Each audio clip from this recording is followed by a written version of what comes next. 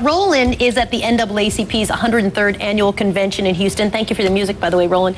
Today, Mitt Romney is going to be speaking before the group. One person who's not going to be there is the president. Vice President Biden has been sent in his place. That'll happen tomorrow. So let's talk about the reception potentially for Mitt Romney. What's the tone of what people are expecting?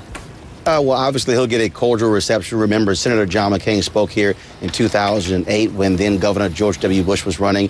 He also spoke to the NAACP during the campaign. I think what people are asking for is what is he going to say in terms of specifics? And that is, he likely is going to talk about the economy. When you look at black unemployment rate, over 14% among black youth, some 48%. When you talk about the housing crisis, 53% of black wealth has been wiped out as a result. And so what is he going to say in terms of what he will do to change that, to fix that? Not broad issues, specifics. I think that's what folks are looking for. Leonard Pitts is a columnist with the Miami Herald, and he basically wrote a draft speech. He's sort of like, here, if I were you, Mr. Romney, here's what I would say, and it goes like this. He says he should say, today I serve notice that we intend to do something we've not done for more than 50 years, compete for your votes. For far too long, the Democratic Party's been allowed to depend on your support while offering you little in return. For far too long, it's gotten away with taking you for granted. Do you think that that is true?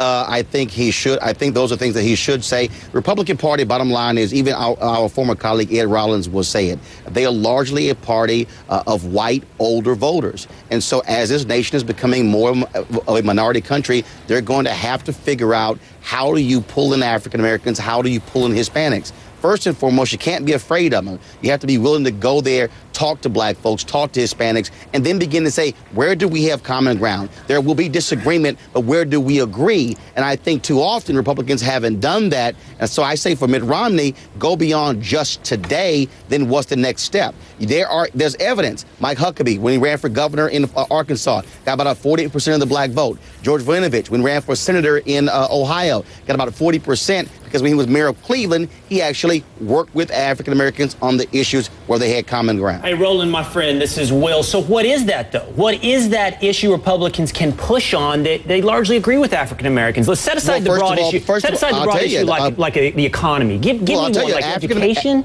African-American women, one of the fastest growing groups when it comes to small business owners. If you're a Republican, you should be touting what will you do when it comes to helping small business owners. Those women are there. When you talk about education, how will you improve it? But not just the issue of, I believe in vouchers, which I do, but also I believe in public, private, homeschool, online, every form of education. But what else is there? The other piece is, what are you going to do on the issue of social justice? Will you have a Republican candidate be willing to speak out when it comes to police misconduct, police brutality? Those are crucial issues among African Americans. Also, will Mitt Romney speak to voter suppression, these issues of the voter ID law? He's speaking in Houston. Yeah, I was going to ask Danny Glover that, Roland. You know, right. He's speaking in Houston, as Roland points out. Voter suppression, certainly among the folks who are in attendance at this convention, is a huge topic of conversation. Does he have to address it, and what does he have to say? Well, certainly he has to address it. We all have to address the whole issue around what is happening with voter suppression and the laws or regulations that are being passed in terms of voter ID. And when we look at the statistic, we saw in 2008, we saw an increase of like 15% of African Americans going to the poll, almost 30% of Hispanic Americans going to the poll and voting. Those are real numbers right now. But that's the basic question around the whole apparatus of voting itself.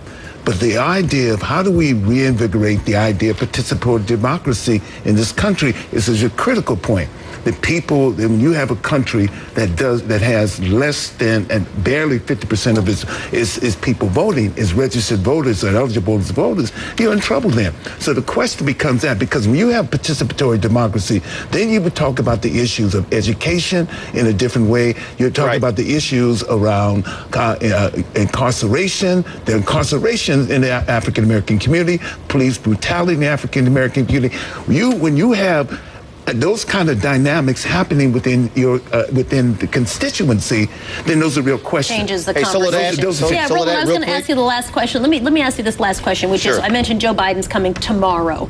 Is there a discussion about the lack of President Obama showing up? I have heard from a number of people who were disappointed that President Obama is not speaking to the NAACP. He did speak in 2008 when he was running as senator. He spoke in 2009, but he did not speak here in 2010 or 2011. And so I've also heard from NAACP board members who are not happy that he's not speaking. Real quick, Soledad, to Danny's point about incarceration, there have been efforts, different parts of the country where Republicans have aligned themselves with different African-American groups when it comes to addressing the issue of the high school dropout rate, but also the incarceration of African-Americans in some of these different cities. Will, to your point, that is one of those issues that Republicans should be dealing with. Mandatory minimums, the incarceration rate that impacts the economy. And so that's another area, if Republicans want to step up, have the discussion, have it make it substantive, not simply a broad general discussion. No, I would have to stop you there because we're going to hit our commercial break. Roland Martin is a CNN contributor. He's the host of Washington Watch with Roland Martin and was nice enough to play a little Kirk Franklin for me this morning as well. It makes me love him dearly. Always. Thank you, Roland. I got your back. I know you do. I know you do. Appreciate that.